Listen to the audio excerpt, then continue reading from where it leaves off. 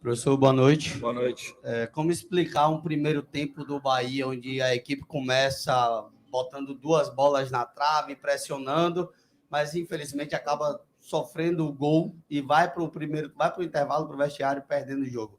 O que é que você pode falar e o que foi feito para corrigir? Não, se você for avaliar friamente, o primeiro tempo nosso é melhor que o segundo. A única diferença é que, infelizmente, as bolas não entraram. E a gente tem que entender que é futebol. O futebol é assim. A gente, por mais que a gente faça tudo certo, ainda tem um goleiro do outro lado. A gente pode errar um lancezinho ou outro, a bola pode pegar mal, mas a equipe teve muito volume. E eu queria agradecer demais aquele torcedor que vaiaram, né, que eles pudessem entender o quanto isso é ruim para quem trabalha aqui do outro lado. Ninguém quer perder jogo, gente. Todo mundo quer vencer, todo mundo quer... Mas a gente não pode ter alguns, né? Claro que a nossa torcida foi fundamental, a grande maioria, mas alguns que pegam simplesmente o resultado. Se está ganhando, eu aplaudo, se está perdendo, eu vou vaiar. Poxa, a gente precisa, principalmente quando a gente tem mais 45 minutos pela frente, e eu falei isso com os atletas no vestiário, a gente precisa de... Eles precisavam só de apoio. Gente, vamos lá, vocês estão jogando bem, vamos continuar, não desorganiza, não deixa o aspecto emocional poder influenciar nas tomadas de decisão. Vamos com tranquilidade, que daqui a pouco a gente vai conseguir fazer o primeiro. Vamos pensar no primeiro gol. Nós estamos perdendo, vamos fazer o primeiro gol. Depois do primeiro, nós vamos pensar no segundo. Depois, fizemos o segundo, vamos buscar o terceiro. Fez o terceiro, vamos buscar. E é assim que a gente trabalha. Então, assim, fica um agradecimento enorme para aqueles que ainda reconheceram no primeiro tempo uma grande atuação da equipe. E conseguiram ainda, mesmo atrás no placar, nos incentivar, dar o apoio, porque isso foi fundamental, muito importante. O torcedor não sabe como ele é importante nesses momentos. Às vezes, quando a gente mais precisa, assim, receber esse carinho é uma coisa muito bacana. Não posso falar a palavra que eu queria falar. Tá? Ô, Anderson, agora, com relação ainda ao comportamento da equipe em campo, você disse que a equipe saiu bem no primeiro tempo, mas a bola não entrou, foi do outro lado. E a gente sabe que há uma ansiedade muito grande quando tenta, e a bola não entra. Você já falou em parte o que trabalhou. O que mais você passou para esse grupo para que polisse com o emocional e não deixasse que a ansiedade novamente tomasse conta do grupo? Principalmente esse controle. Se eu chegasse no vestiário chateados, né, talvez cobrando deles, por que nós não fizemos? Todo mundo tentou acertar. Você vê assim que nós tivemos até a gente esteve muito perto de fazer o gol. Então, a primeira coisa é passar tranquilidade para eles. O que tira a ansiedade? É quando você fala com eles em termos de tranquilidade, de dar mais tranquilidade, passar para eles que as coisas acontecem, que vão acontecer, que a gente não pode ter dúvida que a coisa, né, vai fluir. Nós vamos sair a gente vai fazer o gol de empate, é ter paciência. Nós temos mais 45, 50 minutos para poder jogar. E a gente estava jogando bem, muito bem. Então, gente, é tranquilidade que daqui a pouco a gente vai conseguir o primeiro gol. E aí aconteceu. E a equipe está com uma maturidade, uma casca, principalmente jogando dentro de casa. A gente está com um padrão de jogo, né, muito forte. A gente cria muitas situações. A gente faz o adversário sofrer muito, assim, em termos defensivos deles, né? E a nossa ofensividade está fazendo com que a gente possa criar grandes oportunidades. Anderson, boa noite, parabéns pelo resultado. O que você pode falar da atuação do Lucas Mugni, já que na quarta-feira você botou ele no banco de reservas, hoje ele voltou a ser titular, pegou a responsabilidade para si de cobrar o pênalti, de marcar esse empate do Bahia, né, que deu gás, vamos dizer assim, à equipe, e ele também deu uma assistência, né? O que você pode falar da atuação do jogador e dele em si? É um jogador que a gente confia muito, a gente sabia. O que acontece? A gente está numa sequência de jogos, a gente tem que fazer algumas escolhas. Essa semana nós perdemos 3 jogadores titulares da equipe. Nós ficamos 12 dias treinando, preparando uma equipe, e no primeiro jogo, e o Danilo agora, antes de começar o segundo jogo, depois desse período, também acabou sofrendo uma lesão. Nós perdemos 3 jogadores titulares. Então, a gente tentou, dentro das possibilidades, fazer sem tempo para poder treinar, fazer uma composição para fora de casa, para ver se a gente conseguia ter um pouquinho mais de sustentação. E acho que a gente melhorou nesse aspecto. A gente criou boas oportunidades. A gente poderia ter saído na frente do jogo contra a Ponte ou ter empatado no começo do segundo tempo, mas não aconteceu. O que a gente tem que entender é que, provavelmente, nesses próximos jogos, a gente vai fazer mais alterações. A gente precisa deixar esse grupo todo bem preparado para aquilo que a gente vai enfrentar ainda.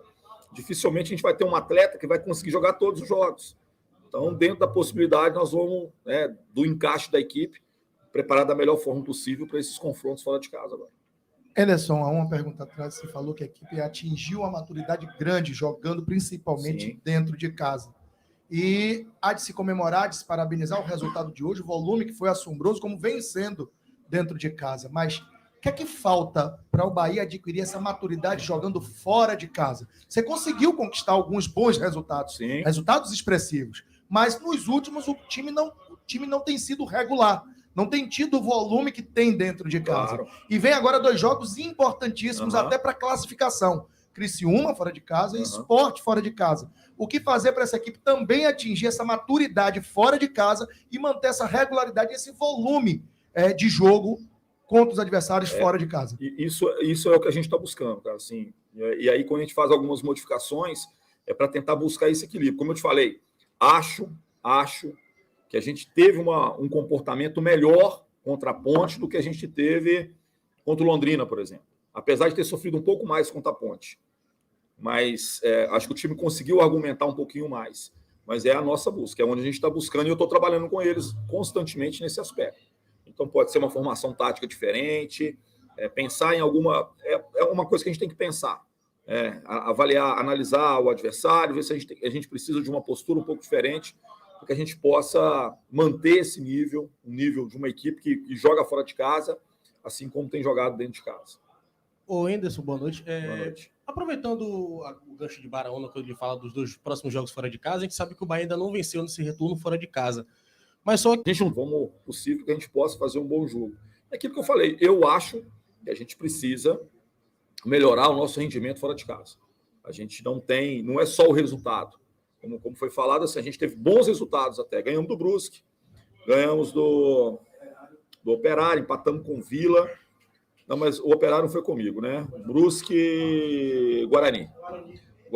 Empatamos com Londrina, empatamos com Vila, mas talvez o melhor jogo que nós fizemos fora de casa não foi pela Série B, foi pela Copa do Brasil contra o Atlético Paranaense. Nós jogamos muito bem aquele jogo, muito bem. Aquele sim foi um jogo que a gente argumentou bem. Tá? Nosso time é um time muito técnico, questão do campo, claro que às vezes prejudica um pouco, mas a gente precisa criar argumento para essas partidas e a gente vai buscar isso. Anderson, eu conversei agora com o Dr. Rodrigo e ele me disse que provavelmente o Matheus Bahia e o Danilo Fernandes estejam fora da temporada, por suas lesões. Dificilmente vão voltar a jogar futebol esse ano. Como é que você trabalha isso internamente? Cara, eu preparei, desde o dia que eu cheguei, eu nunca deixei nenhum jogador para trás. Estão todos abraçados, estão todos, a gente dá atenção, a gente prepara bem. Por isso que a gente tem tranquilidade na hora de fazer essas mudanças. O Klaus teve que entrar no último, não entrou. Vai ter que jogar, jogou. O Gabriel teve que entrar, entrou, e o Rezende teve que fazer uma outra função e fez. A gente prepara. É claro que quando a gente tem mais tempo, a gente dá para poder ajustar melhor. Quando não se tem tanto tempo assim, é na base da conversa, do vídeo, mas a gente tem muita confiança em todos. Todos que estão hoje no Bahia têm condição de poder nos ajudar. E é assim que a gente continua. Eu não gosto de ficar lamentando as ausências. Eu gosto de enaltecer aqueles que estão à disposição. E sempre foi assim comigo e é da maneira que eu penso. Bom, Anderson, 2 perguntas em uma. A primeira diz respeito a uma suposta mudança tática que você diz que pode acontecer. Seria o caso já, pelo menos no próximo jogo, o Bahia entrar com 3 zagueiros e o Ricardo Goulart, jogador que a gente sabe que tem alta qualidade e que você já disse que ele precisa jogar para que volte justamente a ter minutagem, etc. O que é que pode você dizer sobre os 2 gols que ele perdeu, 2 bolas na trave? Eu não sei até que ponto assim, a gente pode falar assim. Eu acho que ele que ele tomou 2 decisões corretas, errou um pouquinho na batida só, pegou um pouquinho mais embaixo. A primeira é uma situação muito mais difícil, pressionado, ele ainda conseguiu acertar a trave. Ricardo é um jogador de muita qualidade, maturidade, né? Então isso são coisas normais. É um jogador que sempre está ali para finalizar. É claro, como a gente tem falado assim, a gente tem todo o cuidado com ele para que ele possa gradativamente ir ganhando mais ritmo, né? Mas a gente tem muita confiança, sabe que vai ser um jogador muito importante, como já foi até no último jogo em casa, né? Ele fez um gol que foi decisivo aí para a gente contra o Vasco. A mudança tática eu ainda vou. Eu vou ter um pouquinho de tranquilidade. Se eu consigo dormir essa noite, mais tranquilo. Porque a cabeça do treinador nunca para.